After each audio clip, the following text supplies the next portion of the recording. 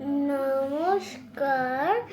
আজকে আমি একটা সহজ পাঠের কবিতা বলবো। সেটার নাম জানো? কতদিন ভাবে ফুল। সহজ পাঠ, দ্বিতীয় পাঠ, প্রথমে রবীন্দ্রনাথ ঠাকুর। কতদিন ভাবে ফুল, উড়ে যাব কবে, যেটা খুশি সেটা যাব, ভারী মজা হবে। তাই ফুল একদিন মেলে দিল দানা, প্রজাপতি হলো তারে কে করিবে মানা। রোজ রোজ ভাবে বসে পড়িবে আরো, উড়িতে পেঠাম যদি হতো বড় ভালো। ভাবিতে ভাবিতে শেষে কবে পেল পাকা, জোনাকি হলো সে ঘরে যায় না তো রাখা।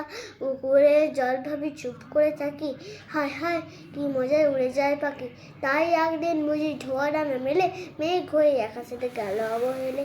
আমি ভাবি ঘোড়া হয়ে মাঠ হবো, কবু ভাবি মাছ হয়ে কাটিব সাদা, কবু ভাবি পাখি হয়ে উড়িব গগনে, কখনো হবে না সে কি ভাবি যা মনে। নমস্কার।